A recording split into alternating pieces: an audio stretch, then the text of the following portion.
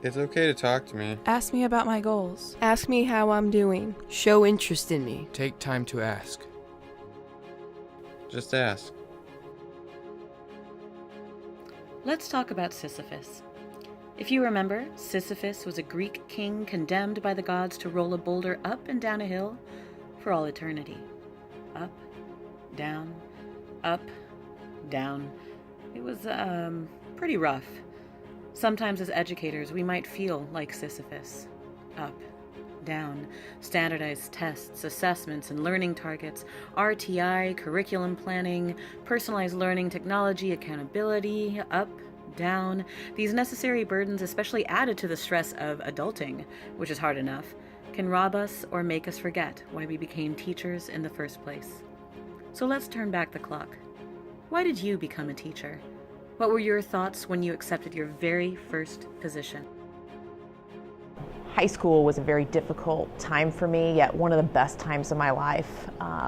Really helped me grow into who I am now, and I wanted to really help support students grow into young adults and making good decisions for themselves as they leave high school. I really was drawn to just build an understanding and awareness of different learners and different profiles, and to build an understanding and sense of respect. I think I don't know of any other job where you get to lead, inspire, innovate, be creative on a daily basis.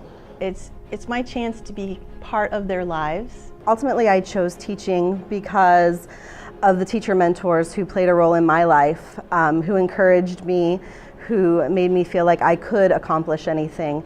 I love to be a part of their lives, to build a relationship with them, and to see them change and grow and mature. Oh, I went into education to see the twinkle in kids' eyes when they get something right.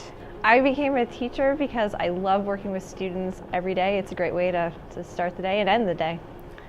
Maybe it's easy to remember these right now at the beginning of the school year, but do you remember those reasons every single day? During fall break, right before Christmas break, during testing week, or when the grades are due?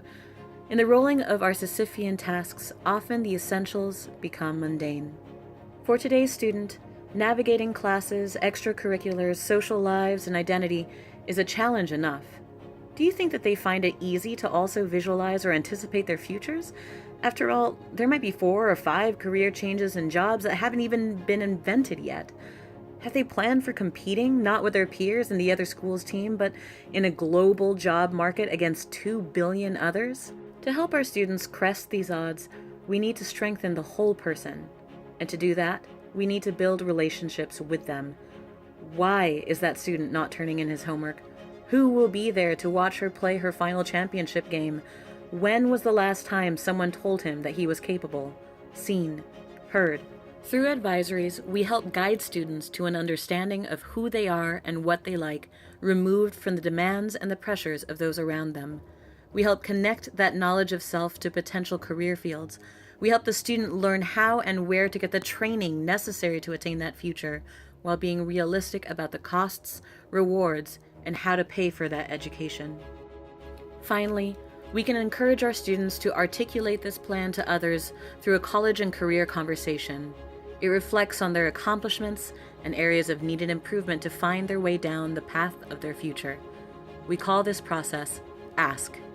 Accessing self-knowledge encourages the students to take ownership of their futures. Through ASK, we move from a life like Sisyphus, where we are bound to pushing our days mindlessly up and down, to evolving them and gaining momentum toward the future in a planned and meaningful way. Help the students turn those days into snowballs, rolling down the hill, gaining momentum, and transforming it into a process towards discovering a meaningful future. The path ahead may be unknown, but the process we form will help guide our students along the way. You wanted to make a difference when you became an educator.